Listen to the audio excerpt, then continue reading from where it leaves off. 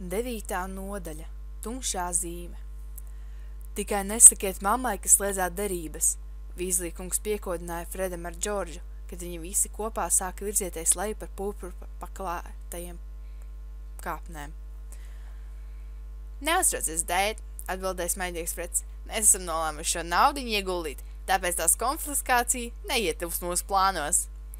Vīzlī kungs šķiet kādu brīdi apsvēra, lai nepajautāt. Kur tad viņi to ieguldīs, taču pēc pārdomu mirkļa likās nospriežam, ka nemaz nevēlas to zināt. Drīz vien viņi ieieka pūlī, kas no stadiona plūda atpakaļ uz Telšu pilsētiņu, pa to pašu laternām apgaismoto taku. Nakts zidrajā gaisā no visām pusēm skanēja aizsmukas dziedāšana, virs pūļa galvām tarkšķēdam un vicinādam savus vēlukturīšus šaudījās rūķīši. Kad Vīzlī kopā ar Hariju un Hermionu nonāca pie savām teltīm, nevienam uz gulēšanu prāts īsti nenesās, un ņemot vērā apkārt valdošo troksni, Vīzlī kungs piekrita, ka viņi visi kopā pirms došanās pie miera varētu iedzert pa krūzē kakao. Drīz vien viņi jautri strīdējās par redzēto spēli. Vīzlī kungs ielaidās garā diskusijā par spēli ar augstu paceltiem elkoņiem. Čārlijs viņam iebilda, tikai tad, kad Džinī izgāžot tasi karstās šokolādes aizmika uz mazā galdiņa malas, Vīzlī kungs lika pārtraukt mutiskās spēles atkārtojas un sūtīja visus uz dusu. Hermiona un Džinī devās uz blakus telti, bet Harijs un pārējie Vīzlī pārģērbās naktsarkulos un iekārtojās guļamistabas lāviņās. No nometnes pretējās puses vēl aizvien skanēja skaļa dziedāšana un dīvaini blīkšķi. Kā es priecājos, ka man šodien nebija jāstrādā, miegai nomurmināja Vīzlī kungs.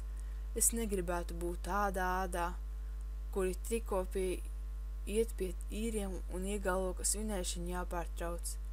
Harijs, kurš gulēja otrā stāva gultā virs Rona, skatījās telts audekla griestos.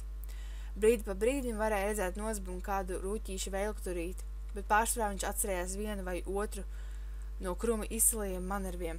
Tā vien nagi niezēja tikt mugurā savai ugunsbultei un izmēģināt Vronksa piksējumu.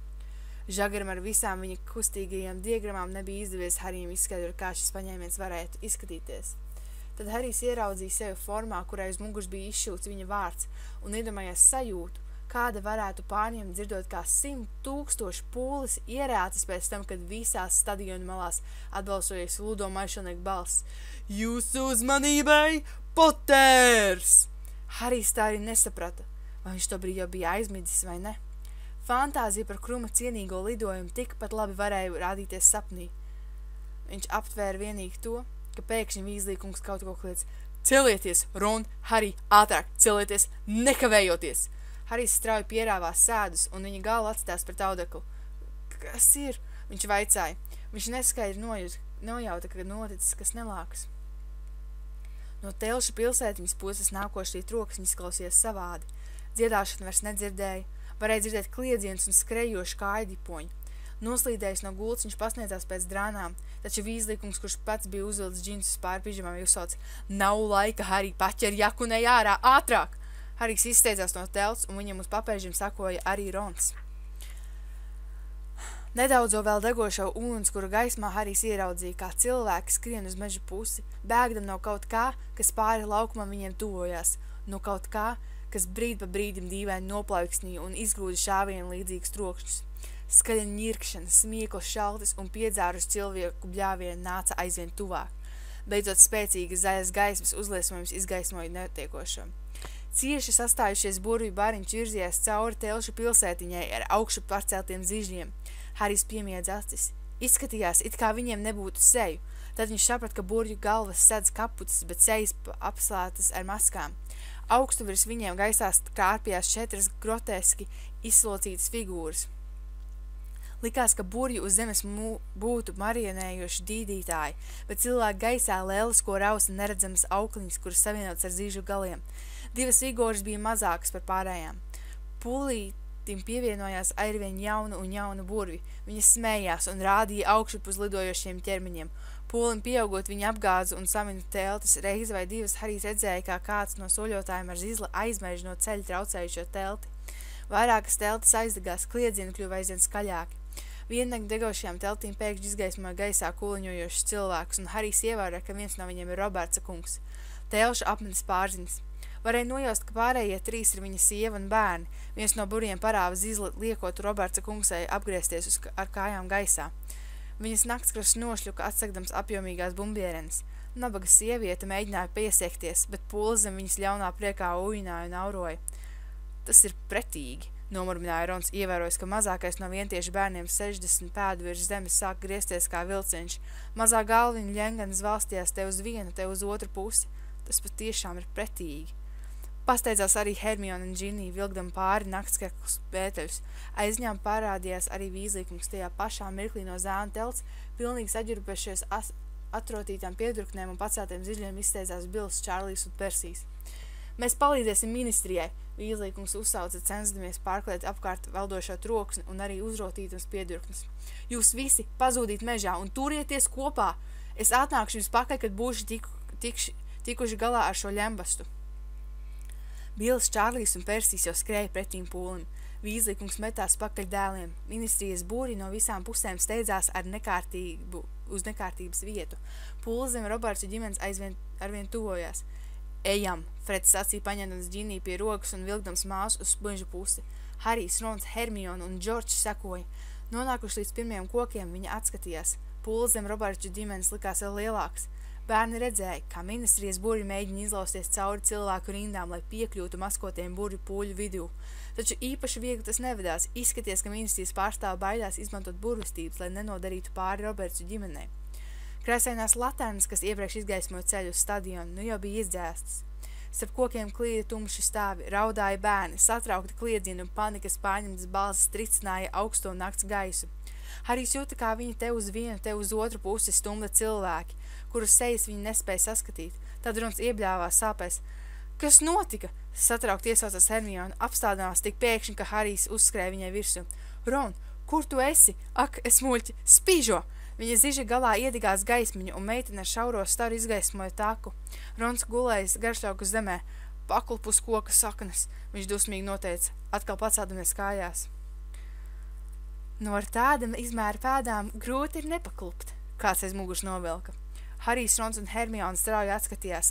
Netālu no viņiem atspiedies pret koku stumbru un izskatīdamies pilnīgi mierīgs, stāvēja Draco Malfoys. Rokas viņš bija sakurstojis uz krūtīm. Viņš likās vērojis nometnē nodiegušai no koka aizsaga. Rons pasūtīja Malfoyu tur, ar tādiem vārdiem, kādus Vīzlī jaunākais dēls noteikti nebūtu atļāvies savas mātes klātbūtnē.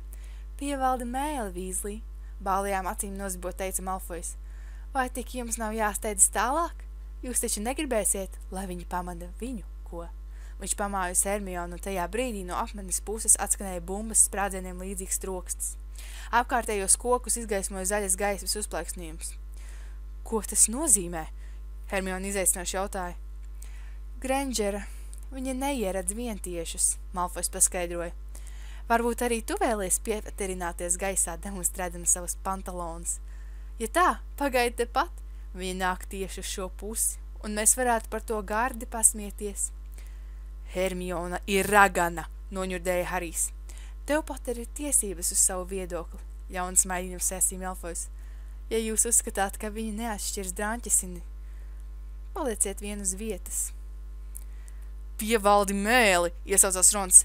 Visi klātesošie labi zināja, ka Drāņķesini bija ļoti rupši lamu vārds, ko lietoja, ja gribēja aizvainot raganu vai būri, kur vecāki bija vientieši. Liecies mierā, Ron, ieraudzījusi, ka draugus spēr soli uz Malfoju pusi, Hermiona iesaucās un saķēra Ronu aiz rokas. Klājumā atskanēja vēl viens sprādziens, skaļāks par visiem iepriekšējiem. Vairāki tūmā stāvošie iekliedzās. Malfojs klusi ieķinējas. Viegli gan viņus ir sabiedēt. Ko? Viņš laiski noteica. Cik noprotu tētis lika jums paslēpties? Kur tad viņš pats? Cenšas glābt vientiešu ādu? Un kur tad ir tavi vecāki? Dusmām augot augumā jautāja Harijs. Klājumā paslēpušies aiz maskām? Vēl viens smaidīnos Malfojs pievērsās Harijam. Nu, ja arī viņi tur būtu. Es nezinu, vai tev pat ar teiktu, vai ne? Paklausies! Ar riebiem sejā paskatījusies uz Malfoju, Hermiona sacīja. Labāk iesim un sameklēsim pārējos. Labāk nesnaigsti savu lielo spuraino galvu, Grangera. Noņirdzās Malfoys. Iesim, atkārtoja Hermiona, vilkdama Hariju un Ronu uz priekšu pa taku. Varu sadarēt, ka viņa tēvs ir viens no tiem, iekārši sacīja Rons. Cerēsim, ka ministrijā izdosies viņu notvert, kaismīgi novēlēja Hermione. Paga, vai tik mēs neesam nomaldījušies? Kur ir pārējie? Fred un George un Ginny nekur nemanīja. Kaut gan taka bija pilna ar cilvēkiem, visi vēl aizvien bažīgi atskatījās uz Jandāliņa tēlušu apmetas centrā. Pidžamā stērtu pusauģu bariņš kaut ko skaļi apsprieda, mazliet nostāk no takas. Kad viņi pamanīja Hariju un Ronu, Hermioni, meitene ar bieziem sprokainiem matiem pagriezās un aši noteica: "Où est Madame Maxime? Nous avons perdu." Ko viņa teica? Brīnījās Rons. Meitene, kura tikko bija runājusi, uzgriez viņiem muguru. Kad trijotni devās tālāk, viņi skaidri dzirdēja, kā meitene pavēst pārējiem: "Tu karpa." "Bosbatona," nomurmināja Hermione. "Atvaino?" Harijs pajautāja. "Viņa acīm redzot ir no Bosbatonas," Hermione paskaidroja. No Bosbatonas maģijas akadēmijas. Esmu par to lasījis grāmatā.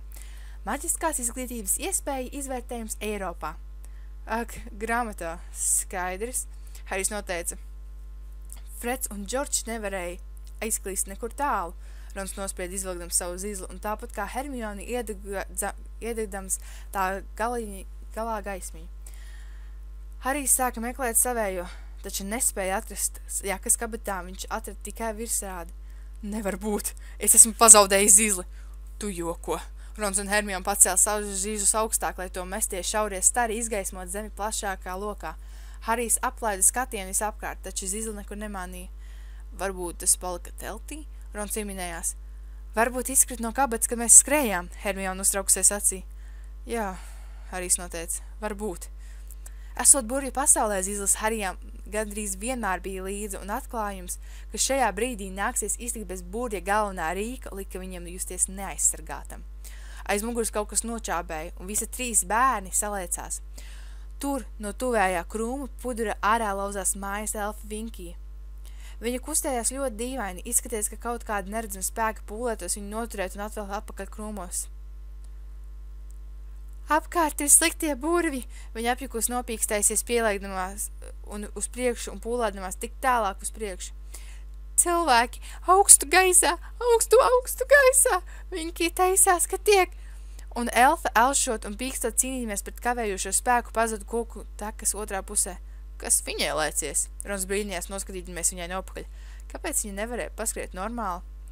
Varu sadarēt, ka viņa nebija palūgusi atļauju paslēpties, Harijs nosprieda. Viņš atcerējās Dobiju. Ikreiz, kad viņš darīja ko tādu, kas Malfoyam nepatiktu, viņš pats sāka sevi iekaustīt. Jāsaka, mājas elfa atrodas ļoti neapskaužamā stāvoklī. Ar sašutumu balsīt paskaidro Hermione. Tā ir visīstākā verdzība. Tā saucamais zemvalža kungs lika nabadzītie kāpt uz stadionu augstāko vietu par spīti viņas bailēm no augstuma, un tagad viņš Vinkiju nobūš tā, ka nespēja aizbēgt pat tad, kad kāds bradā teltis. Kāpēc neviens nedara neko, lai to novērstu? Jā, bet elfa taču ir laimīgi, vai ne? Rons iebildi. Tu dzirdēji, ko spēles laikā teica mūsu vecā labā Vinkija. Mājas elfiem nav jābauda dzīve. Viņai patīk, ka viņi tāds kontrolē, kāds komandē. Pie tā ir vainīgi tādi kā tu, Ron, Hermione iekarsus norādīja. Tādi, kas atbalsta sarunējušus netaisnīgu viduslaiku paradumus tikai tāpēc, ka viņa ir pārāk slinki. Lai no mežmals atskanēja vēl viens skaļš blīkšķis. Varbūt labāk zūdam no šejienes, Rons ierosināja, un Harijs redzēja draugus pametam nemierīgi skatienu uz Hermiones pusi. Iespējams, Malfoys teiktais bija taisnība. Varbūt Hermionai tiešām draudēja briesmas. Viņa atkal sāk iet. Harijs nerimās apčamdīt kabatas, kaut zināja, ka zīža tur nav. Viņa virzījās uz tumšo taku, aizvien dziļāk mežā, vēl aizvien pūlēdamies ieraudzīt Fredu un Džordžu Giniju. Trijotni pagāja garām goblinu bariņam, kuri tarkšķēdiem kaut ko apsprieda par mājus ar zeltu. To viņi droši nebija laimējuši slēdzot derības par spēles iznākumu. Šķiet, ka viņus pilnīgi neuztrauc Jampadrats Stelšu pilsētiņā. Vēl pēc gabaliņa viņi nonāca takas posmā, ko apmirdzēja sudrabota gaisma. Pametuši skatienu cauri kokiem, viņi klaimeņā ieraudzīja 3 slaidus un skaistas sirēles, ap kurām sapulcējušies jaunu burvju bariņš. Burvju cits caur citu ļoti skaļi slavēja savas labās īpašības. Es gadā nopelnu sev 100 majusu galionu, viens no burviem kliedza. Es esmu puķa mednieks no bīstamu radību likvidācijas komitejas. Nē, esmu nekāds poķu mednieks, Aurēla lielībnieka draugs. Tu esi trauku mazgātājs caurajā katlā. Tu tas es esmu vampīru likvidētājs. Esmu nolaidis no kātiem jau 96 steņu. Iecas trešais jaunais burvis, kuru pūtes varēja saskatīt pat sireli izbartotajā dūmakaini sudrabotajā gaismā. Es zinu, ka kļūšu par jaunāko burvestību ministru pasaulē. Harijs tikko novaldīs smieklis. Zēns pazina pūtaino burvi. Viņu sauca Stens Šanpaiks, un viņš strādāja par konduktoru 3 stāvu nakts autobusā. Harijs pagriezās, lai paziņot par to Ronam, taču Rona izskaties dīvaini šļaugan, un nākamajā mirklī Rons jau bļāva. Vai jūs jums teicat, ka esmu izgudrojis slotes kātu, ar kuru varēs aizskriet līdz Jupiteram?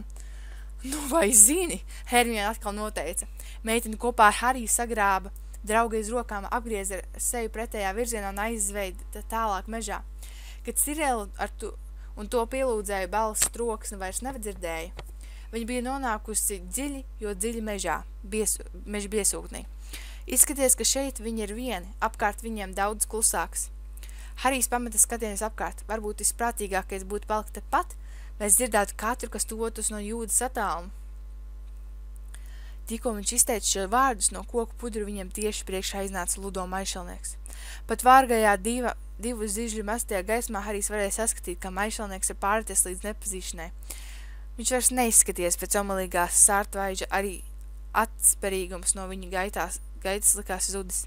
Ludo maišalnieks šobrīd likās bāls kā krīts un sasprindzis. Kas tur ir? Viņš jautāja mirkšķēdams acis gaismas starā un pūlēdamies saskatīt bērnu ceļus. Ko jūs te vieni paši darāt? Bērni pārsteigti saskatījās. Nometnē izcēlušās jukas, un sacīja maišalnieks paskatījās uz zēnu. Kas? Telšu pilsētņā kaut kādi aptrakuši mūsēji dabūju savos nagos vientieši ģimeni. Maišalnieks skaļi nolamājās. Nolapīts! Viņš izskatīties teju vai prātu zaudējis nomurmināju, neteicis ne vārdu, ar klusu pa augštā izlaportējās. Maišalnieka kungs šķiet vairs nepārvaldīja situāciju, satraukus pieris sacīja Hermione.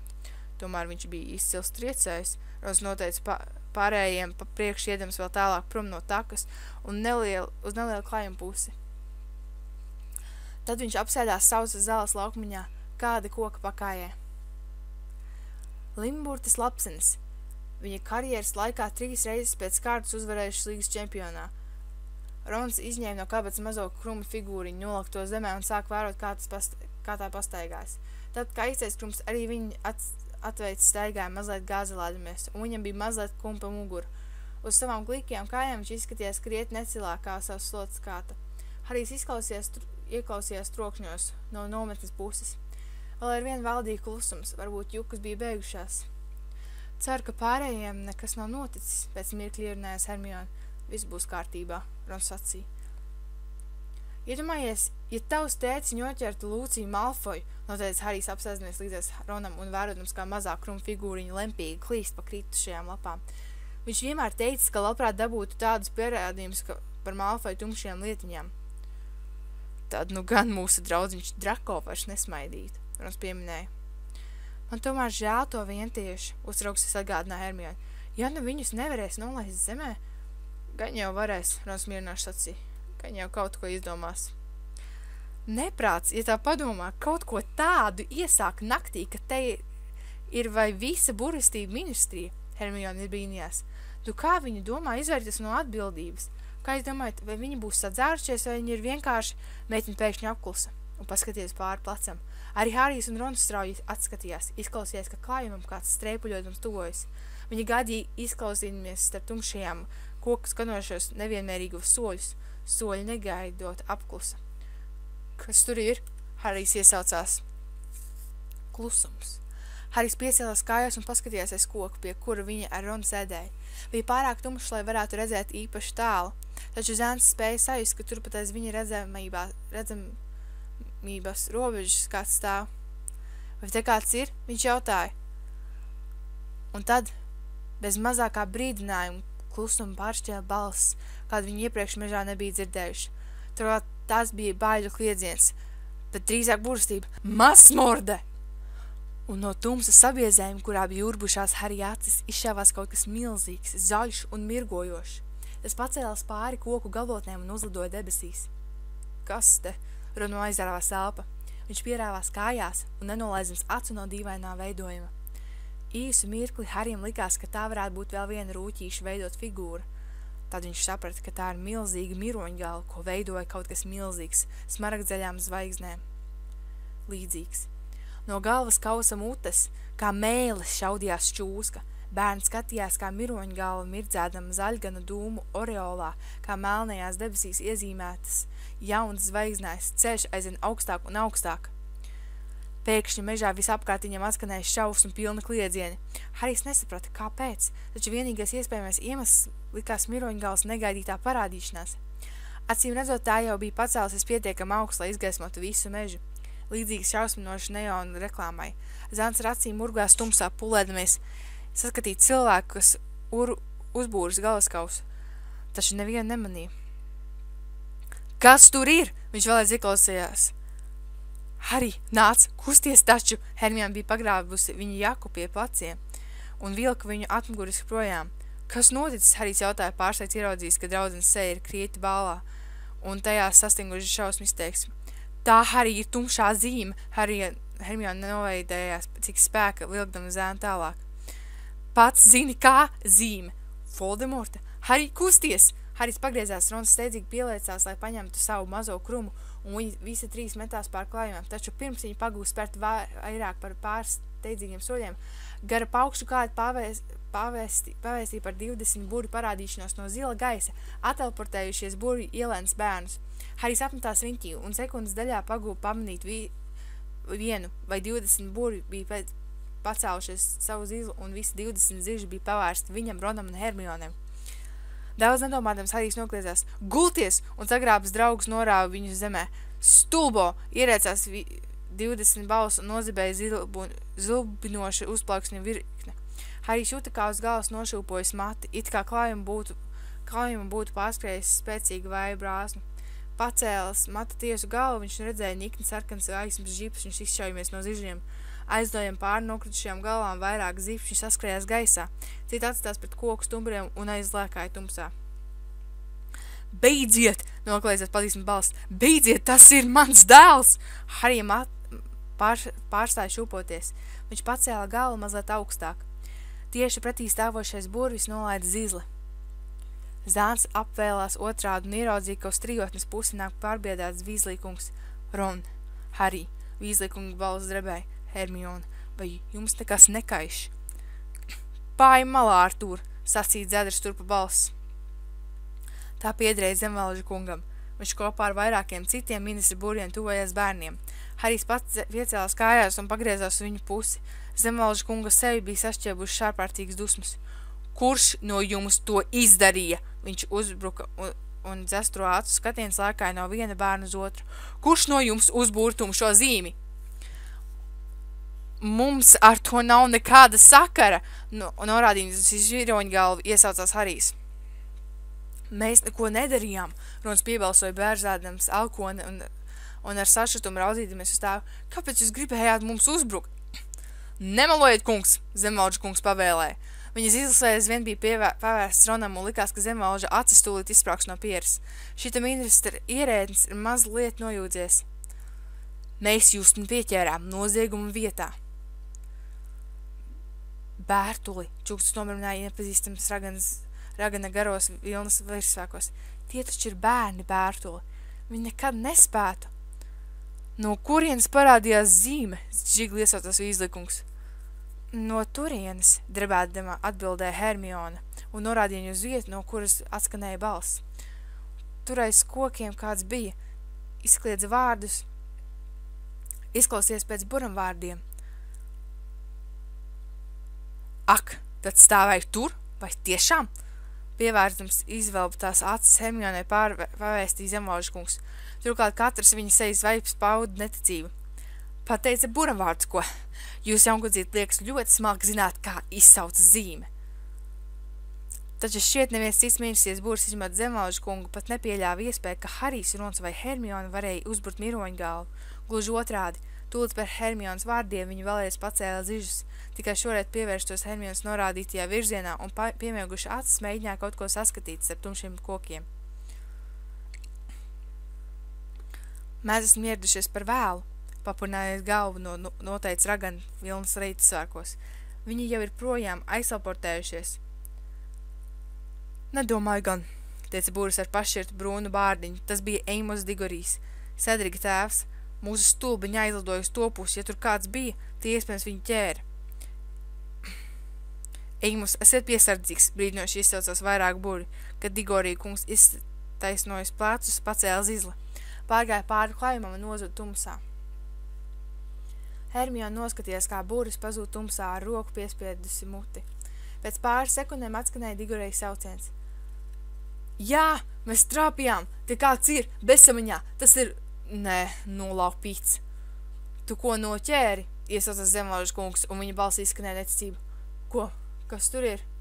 Klājumā stāvošie dzirdēja lūstam zarus, nočibēja uz zemes sakritušās lapas, kad atskanēja Digorija kunga smagie soļi, un vēl pēc mirkļa viņš atkal parādījās starp kokiem. Rokās viņš nesa mazītiņu ļenganu stāvu. Haris uzreiz pazina trauku viela. Tā bija Vinkija. Zemvalžu kungs nec pakustījās, nec bilda kādu vārdu. Kad Digorija kungs nolika Zemvalžu kunga mājas elfu uz zemes saimniekiem pie kājām, pāris mirkļu Zemvalžu kungs palika stāvam apstulbinās.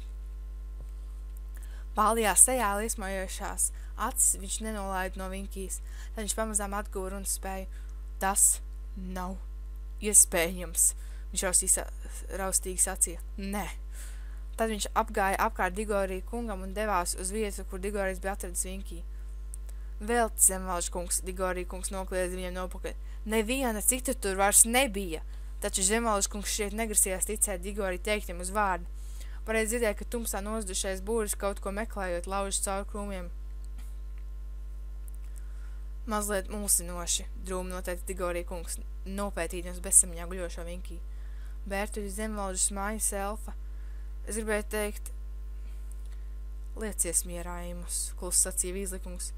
Tu taču nedomā, ka vainojama elfa tumšā zīve ir Būrja darbs. Tās izsaukšanai nepieciešams zizlis. Jā, nopūties Digorija kungs, un viņai bija zizlis. Ko? Iesaucās Vīzlikungs. Re, paskaties, Digorija kungs pacēla zizli un parādīja Vīzlikungam. Tas viņai bija rokā, ar vienu ir pārkāpts zizļu lietošanas kodu 3. paragrāfs, būtnēm, kas nav cilvēki, ir aizliegts nesāt vai lietot zizli. Tajā mirkli atskanēja vēl viens paukšs līdzās Vīzlim, kungam attelportējās Luzau mešalnieks. Izskatīdamies aizelsies un pilnīgi apjucis. Viņš apgriezās uz vienas vietas, lenzams augšupus smargadzīniem mirongalām. Tumšā zīme! Viņš elzams izves un ar jautājošu izteiksmi sejā pagriezās pret kolēģiem, gandrīz uzkāpjot virsū Vinkijai. Kas to izdarīja? Vai jūs noķērat vainīgos? Bertu, kas te notiek? Zemvalžu kungs atgriezās no biezokņu tukšajām rokām. Viņa seja vēl aizvien bija līķa balumā, rokas un zobirstītei līdzīgās ūsas drebēja. Kur tu biji? Bertu, maišalnieks vaicāja. Kāpēc tu nebija uz spēli? Elfa visu laiku sargāja tavu vietu. Krupiska būšana, maišalnieks izsaucās pamanījis sev pie kājām guļošo Vinkiju. Kas tad ar viņu noticis? Es biju aizņemts, Ludo, Zemvalžu kungs izdevis runādams tik ļoti dzirdamā balsī vāri kustinādams lūpas. Man elfa ir apstulbota. Apstulbot? Kurš tad jūs, draugi, kāpēc? Maišalnieka apaļās spīdīgās sejas izteiks liecināja, ka viņš beidzot sāk kaut ko saprast. Viņš paskatījās augstu pēc mļņogoņojušo galvu un lejā uz Vinkiju un izbeidzot pievērsās Zemvalžu kungam. Tas nav iespējams, maišalnieka papurnāja galvu. Vinkiju uzbūru uz tumšo zīmi. Viņi taču nezinātu, kā to izdarīt, un vai kaut ko iesākt, viņa būtu vajadzīgs vismaz zizlis. Viņai bija zizlis, Digorija kungs paskaidroja. Es atradu viņu ar zizli rokā. Ja jūs, Zemvalžu kungs, neiebilstat, manuprāt, mums būtu jāuzklausa, kas savai aizstāvībai varētu teikt pati elfa.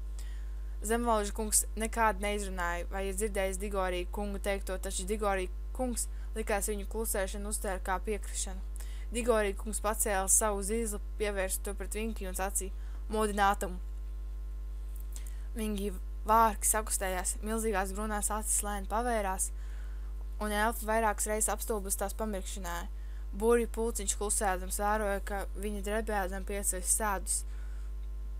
Vispirms viņa ievēroja Digorija kunga kājas, elfa trīzētam pacēla acis, lai izskatītos Būrju sejā.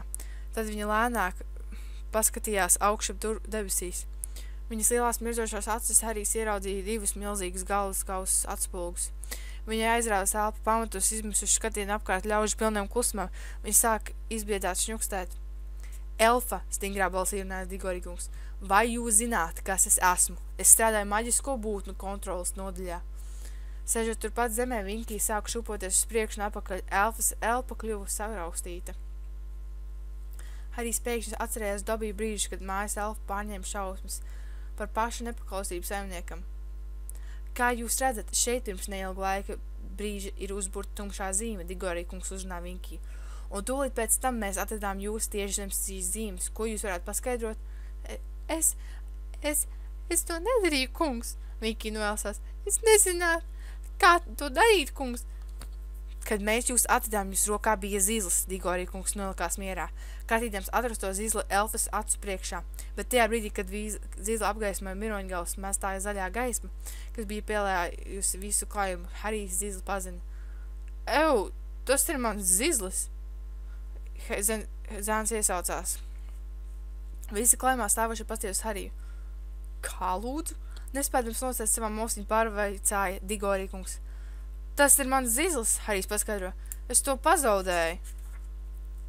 Tu to pazaudēji? Necīgi pārvaicā Digorīkungs. Vai tā ir atzīšanās? Tu pazaudēji to pēc tam, kad uzbūr tumšo zīmi? Eimos, padomā, par ko tu runā? Dusmīgi iesaucās Vīzlikungs. Kā tev šķiet, vai Harijs Poters varētu uzburt tumšo zīmi? Protams, nē, nomurmināja Digorīkungs. Piedodiet, es aizrāvos. Turklāt es to nepazaudēju šeit, Harijs teica pamādams ar īkšķi uz koku puduru zem galvaskaus. Es pamanīju, ka man nav zižas, tikko mēs ievēļgām mežā. Tātad Digorīkungs sacīja un sejas izteiksienu nocietinoties atkal pagriezās pret Vinkī, kas sakņupuši sēdēja viņam pie kājām. Tātad jūs, elfa, atvedāt šo zizli. Jūs to pacēlāt un nolēmāt mazliet izklādēties, vai tā? Es tā nedarīju, nekādas burvistības. Iepīkstējās Vinkī asarām mazās straumīties līstot abām pusēs saplicinātajiem deguna bumbulim. Es tikai ir to pacelt. Kungs, es netaisījos tumšo zīmi. Kungs, es nezinu kā. Tā bija elfa, Hermione iesaucas sarunā. Meitene izskatījās ļoti uztraukusies, stāvot ministrijas buru vidū. Taču viņas balsī tik un tā izskanēja pārliecība. Vinkī ir smalkas, piedzīga balstīm, bet balss, kas izteica buramvārdus, bija daudz dobjāga. Tā nevarēja būt viņa. Viņa paskatījās Hariju Ronu, it kā lūgdam draugu atbalstu. Tā neizklausies pēc Vinkijas balss, vai ne? Nē, papurnājus galvu apstiprināja Harijs. Tā noteikti nebija elfa. Jā, tā bija cilvēka balss, Rons piekrita. Labi, mēs tūlīt redzēsim.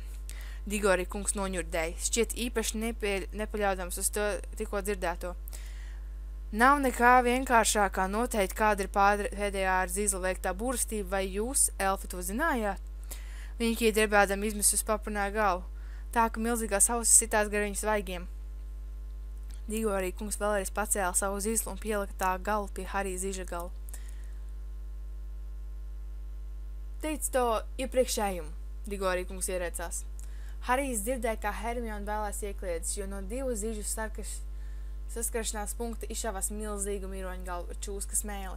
Taču tā bija tikai debesīs redzamās zaļā galvaskausa āna. Likās to veidoja biezi pelēki dūmi, tas bija burvestības rēks. Dzēsnost, Digorīkungs nokliedzās, un dūmu veidotais galvaskauss izgājis kā nebijis. Tātad, kad Digorīkungs vēlreiz palūkojas lejup uz Vinkiju, kur vēl aizvien konsultīvi raustījās, viņa balsī izskanēja mežonīgs triumfs. Es to nav darīt! Viņa pīkstā acīm izspiežotas šausmās. Es to nav zināt kā! Es ir laba elfa! Es nav lietot zīžas! Es nav zināt kā! Jūs, elfa, esat pieķerta nozieguma vietā, Digorīkungs nerimās aurot.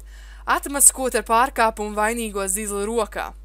Eimos, Vīzlīkungs skaļirnēs, pārdomā visu vēlreiz, tikai ļoti nedaudz būrī zina, kā veikt šo burvestību. Kur gan viņa varēja to iemācīties?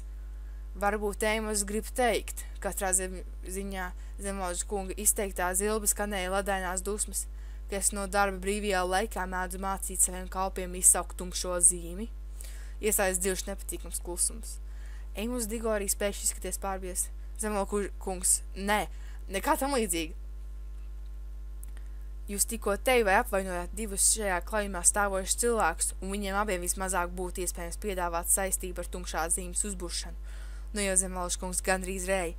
Jūs tevi apvainot Hariju Poteru un mani. Es pieļauju, ka jūs, Eimus, esat kaut ko jau ko dzirdējis par šo zēnu. Protams, visi zina, Digorija kungs nomurināja izkrītienes pagalam no sašļucis. Un es ceru, ka jūs gadiem ilgi strādājot man līdzās atceraties kaut dažas no neskaitām daudziem apliecinājumiem, manam naidam un nicinājumiem par tumšajām zintīm un buriem, kas tās izmanto. Zemvalku kungs kliedz acīm atkal iespiežoties no dobjuma. Zemvalku kungs, es nemirkli nepaļāvos iespēju, ka jūs varētu būt ar to saistīts. Murmelēja Eimus Digorijs nosargdams tā, ka to varēja manīt pat zem viņu pašķirtās brūnās bārdels. Ja jūs apvainojat manu elfu, jūs, Digorija, apvainojat mani, Zemvalku snelkās mierā, kur tad vēl viņa varēja iemācīties to uzburt? Viņa varēja daudz kur. Tieši tā, Eimus, iesaucās izlikums. Viņa zizli varēja pacelt daudz kur. Vinkija? Viņš klus un laipni vērsās pie elfas, taču mazā radība bija norosties tā, it kā Vīzlīkungs uz viņu kliegtu. Kur tieši tu atradi Harija zizli? Vinkija burstīja savu trauku vieļu malu, tik spēcīgi gaudums viņas pirkstos sāka irt. Es ir to atrast to tur, kungs, viņa nožakštēja. Tur starp kokiem, kungs. Vai redzēji, Eimus? Vīzlīkungs turpināja. Tas, kurš uzbūrstošu zīmi, iespējams aizteleportējās projām no šejienes, tikko bija izdarījis to. Atstādams Harija zizli mātājumies zemē, noziedznieks rīkojas prātīgi, neizmantodams pats savu zizli, jo tas varēja viņu nodot, un Vinkija nelaimējās, jo viņa uzgāja zizli pāris mirkļu pēc tam un pacēla. Pat tad jau viņa ir atradusies pāris soļu no vainnieka, nepacietīgi ģimenēs Digorija kungs. Elfa, vai jūs kādu redzējāt? Vinkija sāka drebēt vēl trakāk nekā iepriekš, viņas milzīgās acis lēkāja no Digorija kungu uz Ludo maišelnieku un tad uz viņa Zemvalku kungu. Tad viņa nožagojas un teica, es ir to redzēt nevienu. Kungs, nevienu neredzēt.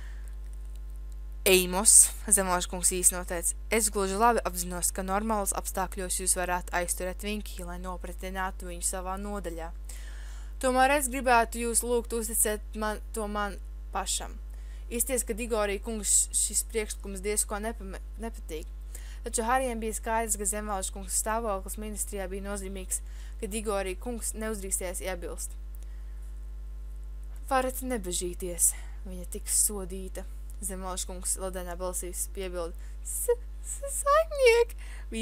Vinkija sāk stostoties, paceldam pret Zemvalku kungu acis, kas bija pieriesušās ar asimē. Saimniek, lūdzu! Zemvalku kungs pasties uz savu elfu.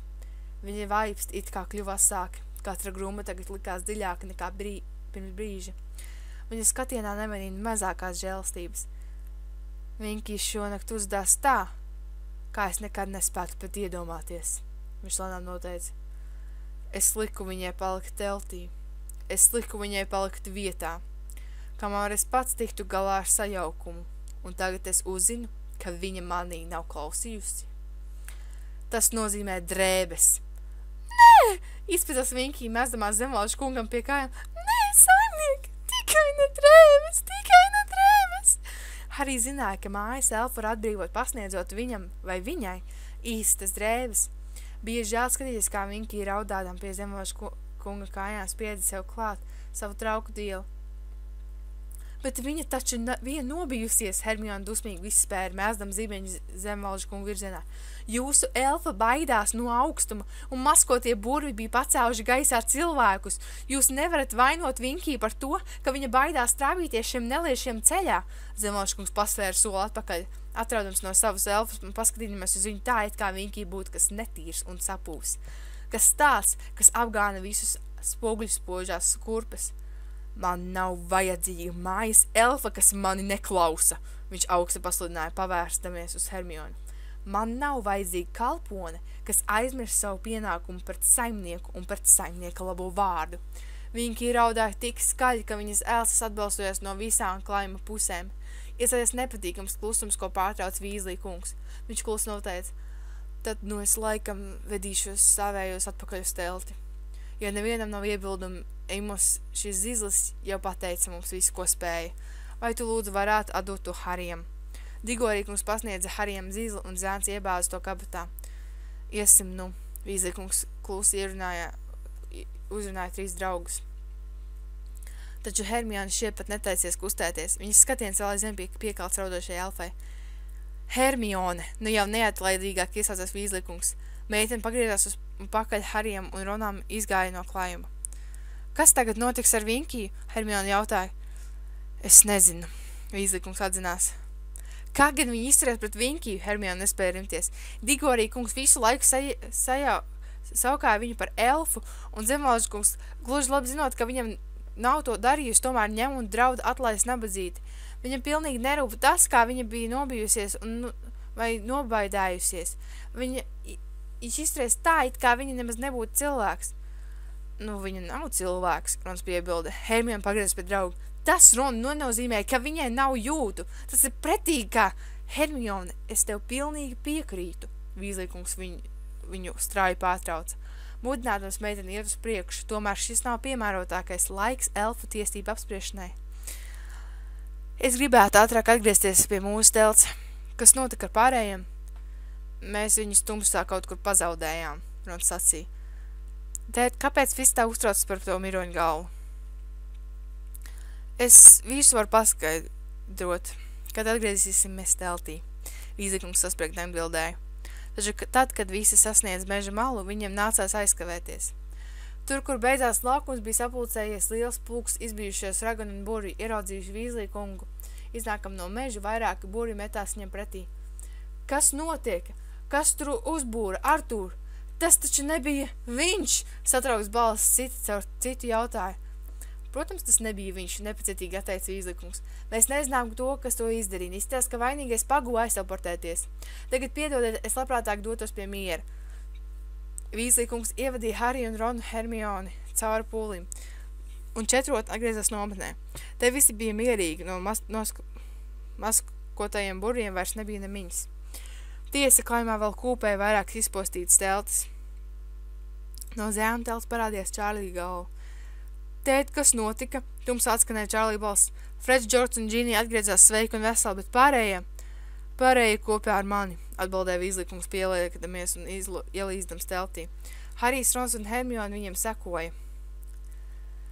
Vils sēdēja pie mazā virtuves galdiņa piespiedis pie rokas palagu, cauri kuram sūcās asins. Čārlijam bija pamatīgi saplēsts skreklis, bet persīgi reznoja pārsas deguns. Freds, Džordžs un Džīnija izskatījās sveika un veseli, lai gan arī viņu ārieni liecināja par pat pārciestiem uztraukumiem. Vai jūs, tēt, dabūjāt viņu rokā? Pils dusmīgi vaicāja. To, kurš uzbūr tumšo zīmi? Nē, Vīzlīkums atbildē. Mēs atradām Bērtuļu, Zemvalžu elfu un Harija zizli rokā. Taču mums nav ne mazākās nojāsas, kurš īsti uzbūr šo zīmi. Ko? Bils, Čārlis un Persijas vienā balsī iesaucās. Harija zizlis, pārvācēja Freds. Zemvalžu kunga elfa? Pamatīgi satrauks atkārtoja Persijas. Harijam, Ronam un Hermionai palīdzot Vīzlīkums pārstāstīja, kas bija noticis mežā. Kad stāsts bija galā, Persijas sašutumā piepūtās. Zemvalžu kungs rīkojās pilnīgi pareizi, atbrīvodamies no tādas elfas, viņš paziņoja. Skriet kaut kur projām, ja viņai cieši priekodās to nedarīt.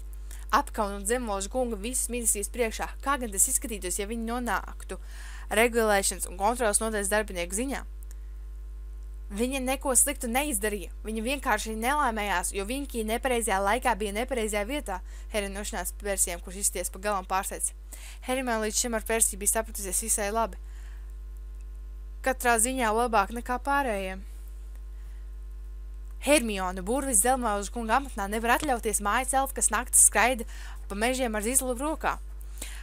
Pompozi sacīja Persijas atguvies no negaidāmā uzbrukuma. Tas neko neizskraidīja. Hermione kliedza, viņa vienkārši pacēla zizlu no zemes. Paklausies, vai kāds var man paskaidrot kaut ko sīkāk par miroņu galvu, nepacietīgi iejaucās Rons. Tā nevienam neko slikti neizdarīja, kāpēc ar tos atcēlās tāds roksnis? Es jau tev Rons sacīju, tā ir pati zinākā simbols, Hermione teica, pirms atbildēt pieguva kāds cits. Es par to lasīju tumšo ziņšu uzplaukumā sabrukumā. Un tā nebija manīta 30 gadu. 13 gadu. Kluši piebilda Vīzlī kungs. Protams, cilvēks pārņēma šausmas, daudz droši vien nospieda, ka atgriezies pats zini kas. Es tomēr nesaprotu, saraucis pie nomurmināja Rons.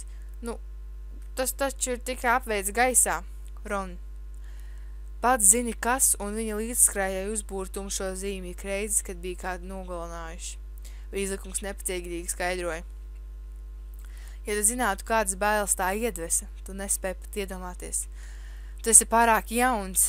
Iztēlojies to atgriežoties mājās, ieraugi vīrs savas mājas lidāmies tumšo zīmi un saproti, kas tevi gaida.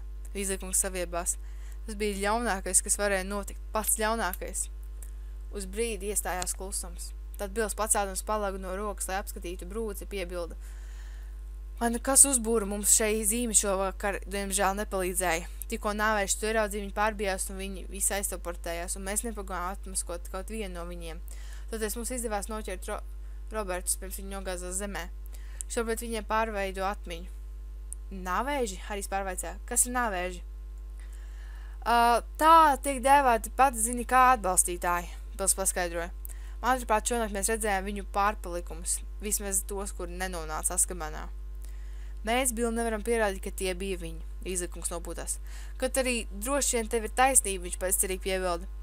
Jā, es varu satiekt, ka tā bija, pēkšņi iejaucās Rons. Tad mēs mežā satikām Drako Malfoju, un viņš būtībā atzina, ka viņa tēvs ir viens no tiem psihiem maskās.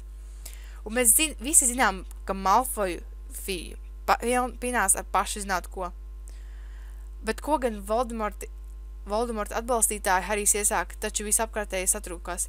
Kā vairākums cilvēku būri pasaulē, arī Vīzlī izvairījās nosaukt Voldemorta vārdā. Pildēt, Žigla atvainās Harijs. Bet ko gan paši zināt, kā atbalstītāji mēģinājumi panākt paceļot gaisā vientiešus? Kad viņiem no tā bija jēga?